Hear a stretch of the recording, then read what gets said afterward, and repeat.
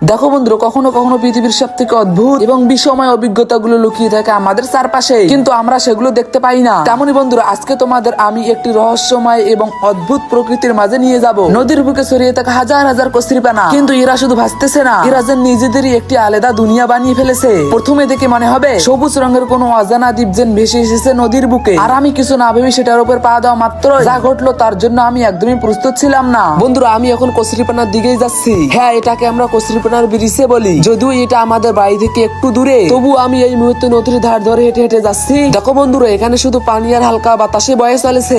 এক পাশে নদীর ধারা বয়ে চলেছে, আর এক পাশে গ্রামের নীরবতা। আসলে এই অনুভূতিটা ভাষায় প্রকাশ করা যায় না বন্ধুরা। আস্তে আস্তে সামনে কচুরিপানা গুলো দেখা যাচ্ছে, দেখে মনে হচ্ছে যে নদীর বুকের ওপর একটা সবুজ রাস্তা তৈরি করেছে। চলো আরো সামনে এগিয়ে গিয়ে দেখি। আস্তে আস্তে হাঁটতেছি, কারণ নদীর ধারা কিন্তু একদমই পাশে। যতই সামনে যাচ্ছি কচুরিপানা গুলো ততই ঘন হয়ে উঠতেছে। দূর থেকে মনে হচ্ছে যে নদীর উপরে একটা সবুজ ব্রিজ বানানো আছে। এখন সামনে গেলেই বোঝা যাবে এই কচুরিপানার ব্রিজটা আসলেই কতটা শক্ত আর কতটা রিস্কের। আর যদি হঠাৎ করে পা পিছলে যায় বন্ধুরা, ভিডিওটা কিন্তু একদম রিয়েল অ্যাডভেঞ্চার হয়ে যাবে। আমি কিন্তু খুবই উত্তেজনার মধ্যে আছি। চলো আর একটু সামনে যাই। সামনে যেতে যেতে একটা জিনিস খুবই ভালোভাবেই মনে পড়লো, সেটা হলো নদী কিন্তু কখনোই কোনো জায়গায় থেমে থাকে না। সে নিজের পথ নিজেই তৈরি করে নেয়। তার সাথে এই কচুরিপানা গুলো ভেসে এলেও তারাও কিন্তু নদীর সাথেই চলে। পানির স্রোত তাদেরকে যেখানে নিয়ে যায় তারাও কিন্তু সেদিকেই যায়। তো বন্ধুরা, আমরা কিন্তু চলে এসেছি। সামনে দেখতে পারতেছো কচুরিপানার ব্রিজ, কিন্তু এই কচুরিপানা গুলো এখান থেকে যাচ্ছে না কেন?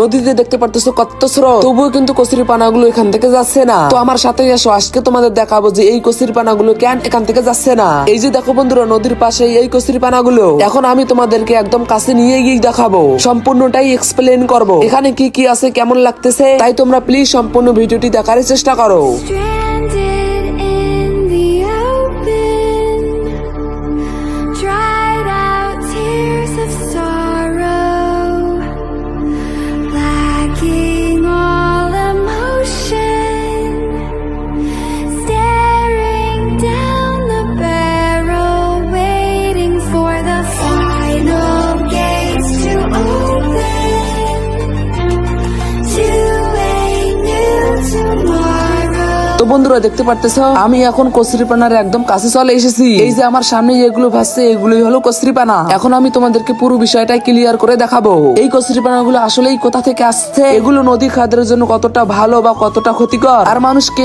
এগুলোকে নিয়ে অনেক সময় সমস্যার মধ্যে পড়ে। বন্ধুরা, অনেকে তো শুধু দেখে চলে যায়, কিন্তু আজকে আমরা ভেতরের কথাটা জানবো। তাই ভিডিওটা শেষ পর্যন্ত দেখো, কারণ সামনে আরো অনেক ইন্টারেস্টিং কিছু দেখতে চলেছি। তো গাইস, দেখতে পাচ্ছো এটা হলো আমাদের কচুরিপানা দ্বীপ। এখন তোমাদের আমি দেখাবো কচুরিপানা অবস্থরে। আর এখানে কিন্তু আমি লাফাবো, তোমাদের লাফিয়ে দেখাবো। আমার কিন্তু কিছুই হবে না, আসো আমার সাথে।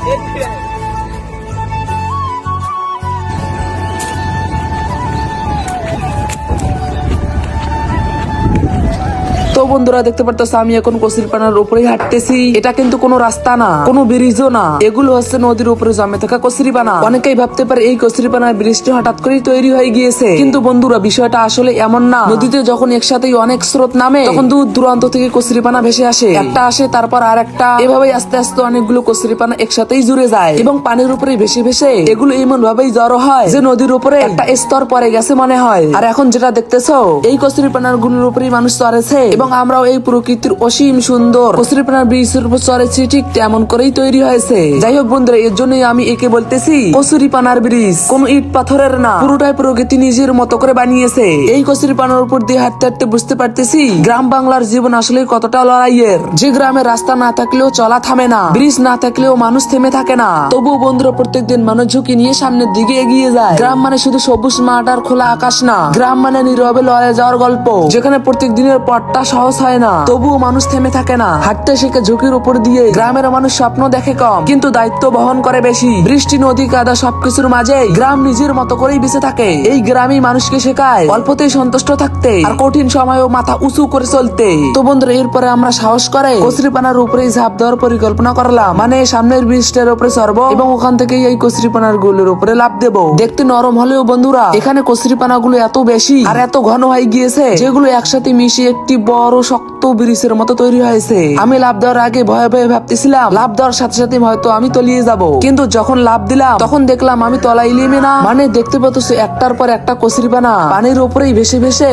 এগুলো এমন ভাবে আটকে গেছে যে এগুলো নিজের ওজনে একা বহন করতেছে না, সবগুলো কচুরিপানা মিলে একসাথে চাপ ধরে আছে। আসলে সত্যি বলতে কি জানো, এই মুহূর্তে আমার ভয় কমে গিয়েছে, কিন্তু একটা অদ্ভুত ভালো লাগা কাজ করতেছে। এই অনুভূতিটা ভাষায় প্রকাশ করা আসলেই কঠিন। তো বন্ধুরা, তোমাদের তো কচুরিপানার ব্রিজটা দেখালাম, এবার আমি তোমাদের এখানে একটি জায়গা দেখাবো, যেটা হলো নদীর পানির স্রোত থামায় একটি রেগুলেটর। মানে যখন নদীর পানি বেড়ে যায় তখন কিন্তু নদীর স্রোত অনেক বেড়ে যায়, সেই স্রোত থেকে থামানোর জন্য এখানে একটি রেগুলেটর তৈরি করা হয়েছে। আর এই রেগুলেটরের কাজ হলো নদীর স্রোত নিয়ন্ত্রণ করা, আর যাতে পানিটি একেবারেই নিয়ন্ত্রণহীন হয়ে না পড়ে। বন্ধুরা, যদি তোমরা কেউ এখানে এসে এমন সাহসিকতা দেখাও আর হঠাৎ করে পরে যাও, তাহলে তো মনে হবে এক নিমিষেই সব শেষ। কিন্তু আশ্চর্যের ব্যাপার হলো এই রেগুলেটরের আশেপাশেটা এতটাই সুন্দর, যেখানে পানি পড়তেছে, সূর্যের আলো ছড়াচ্ছে, পাশ দিয়ে হালকা বাতাস বইতেছে, মানে একেবারে প্রকৃতির ওটাকে কি বলে যেন একেবারে অপূর্ব সুন্দর। তো চলো তোমাদের আমি একদম কাছে ঘেসে গিয়ে দেখাই কিভাবে পানি পড়তেছে আর রেগুলেটরের কাজ কি। বিশ্বাস করো, ভিডিওটা শেষে যদি তোমরা এটা না দেখো তাহলে হয়তো পরে আফসোস করবে।